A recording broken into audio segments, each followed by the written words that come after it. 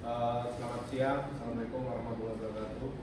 Maka kami dari kelompok 4 mempresentasikan diskusi kami.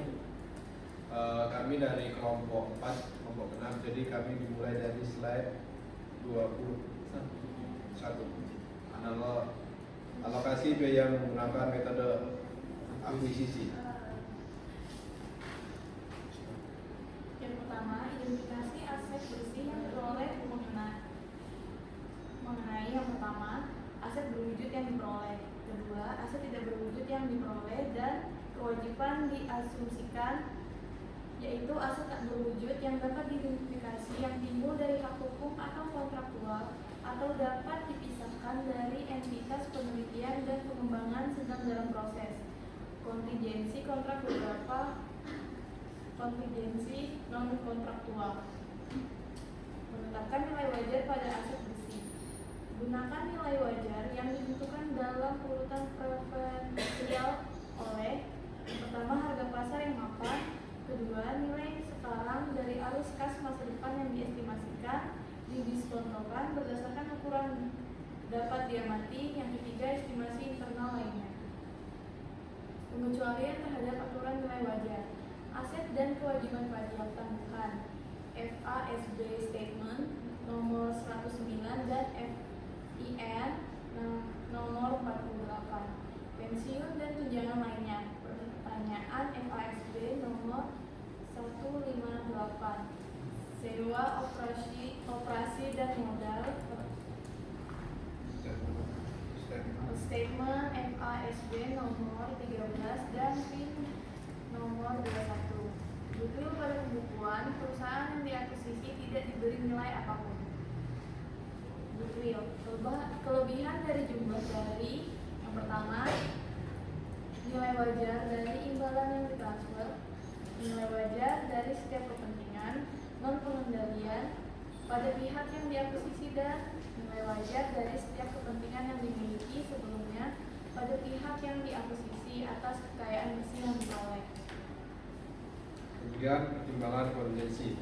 Jika nilai wajar dari pertimbangan kontingensi dapat ditentukan pada tanggal akuisisi, maka hal itu dimasukkan dalam biaya kombinasi.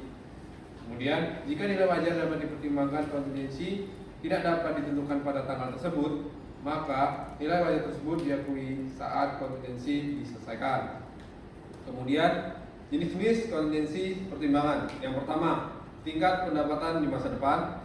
Kedua, harga sekulitas di masa depan.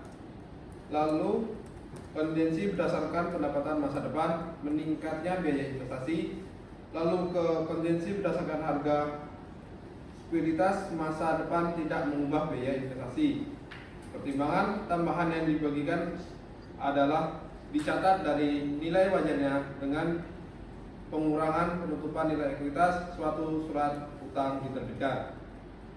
Kemudian dalam beberapa siklus, kontingensi mungkin melibatkan pengambilan pertimbangan mengikuti aset bersih, kemudian usaha yang diselesaikan, dan aset kewajiban.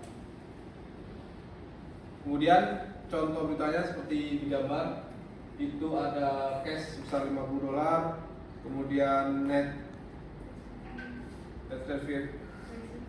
receivable sebesar $150, inventory sebesar 200, Ensan 50, building net sebesar 300, equipment sebesar 250, dan rate sebesar 0.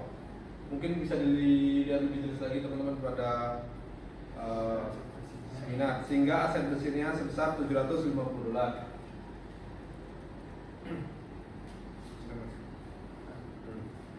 Selanjutnya akuisisi dengan goodwill. Di sini ada contoh transaksinya. Pitco membayar tunai $400.000 dan menerbitkan 50.000 lembar saham biasa Pitco dengan nilai nominal $10 dan nilai pasar $20 per lembar untuk aset bersih Pitco, sehingga total imbalan pada nilai wajar dalam rupiah adalah $400 ditambah 50 saham kali $20 sehingga ketemu $1.400. Untuk nilai wajar aset bersih yang diperoleh adalah $1.200 dan goodwill-nya ada $200. Selanjutnya entry goodwill. Entry goodwill adalah entry untuk mencatat perolehan aset bersih. Berikut ini adalah salah satu contoh jurnalnya. Bisa dilihat teman-teman. Untuk debitnya adalah investasi saham Sitco. Entry untuk mencatat aset seed langsung pada buku. Nah, berikut ini untuk ya gambarannya. Goodwill-nya sebesar 200 dan total investasi di Sitco-nya 1.400. Selanjutnya akuisisi dengan pembelian murah. Nah, berikut ini contoh dari transaksinya. Bitco menerbitkan 40.000 lembar saham biasa dengan nilai nominal $10 dan nilai pasarnya $20 per lembar saham, dan juga memberikan hasil bayar 10%, 5 tahun yang dibayarkan sebesar $200.000. Untuk aset bersih Sitco, nilai wajar aset bersih yang diperoleh dalam ribuan, sehingga total imbalannya itu ada $1.200, di mana 1.000-nya itu berasal dari 40 saham dikali $20 ditambah $200 tambah 1.000, dan keuntungan pembelian murahnya $200. Selanjutnya entry pembelian murah. Untuk pencatatannya seperti ini contoh jurnalnya.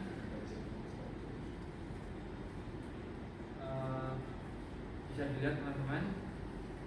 Untuk yang investasinya totalnya 1.000 dan untuk kreditnya ada 200, 400 dan 400. Ini untuk pencatatannya tadi. Lanjut. Selanjutnya kontroversinya goodwill. Goodwill yang dikapitalisasi adalah harga pembelian yang tidak ditetapkan pada aset dan liabilitas yang dapat diidentifikasikan. Kesalahan dalam menilai aset dan kewajiban memengaruhi jumlah goodwill yang dicatat. Secara historis, goodwill di sebagian besar negara industri dikapitalisasi dan diamortisasi standar IASB saat ini seperti US GAAP. Yang pertama, memanfaatkan goodwill, jangan mengamortisasinya dan uji kerusakannya. Selanjutnya, gangguan. Perusahaan harus menguji penurunan nilai goodwill setiap tahun pada tingkat pelaporan unit bisnis. Jika nilai buku unit melebihi nilai wajarnya, pengujian tambahan harus dilakukan untuk menentukan penurunan nilai goodwill dan atau aset lainnya. Pengujian yang lebih sering untuk penurunan niat goodwill mungkin diperlukan, misalnya hilangnya personel kunci, persaingan yang tidak diantisipasi, penurunan goodwill anak perusahaan. Pengungkapan kombinasi bisnis. Pernyataan FASB nomor 141R dan 142 mengatur pengungkapan untuk kombinasi bisnis dan aset tak berwujud. Ini termasuk tetapi tidak terbatas pada yang pertama alasan kombinasi, yang kedua alokasi harga pembelian antara aset dan kewajiban, yang ketiga hasil operasi performa, dan goodwill atau keuntungan dari pembelian rumah. Undang-Undang Sarbanes-Oxley tahun 2002, yaitu menjelaskan mendirikan PCAOB memerlukan yang pertama independensi auditor dan klien yang lebih besar, dua independensi dewan perusahaan yang lebih besar, lalu yang tiga audit independen atas pengendalian internal, keempat peningkatan pengungkapan pengaturan dan kewajiban di luar neraca, dan yang terakhir jenis pengungkapan lainnya pada formulir 8K. SEC menegakkan SOX dan aturan PCAOB. Ya, terima kasih atas kesempatannya. Sekali lagi kami mohon maaf bila ada salah kata. Assalamualaikum warahmatullahi wabarakatuh. Terima kasih teman-teman.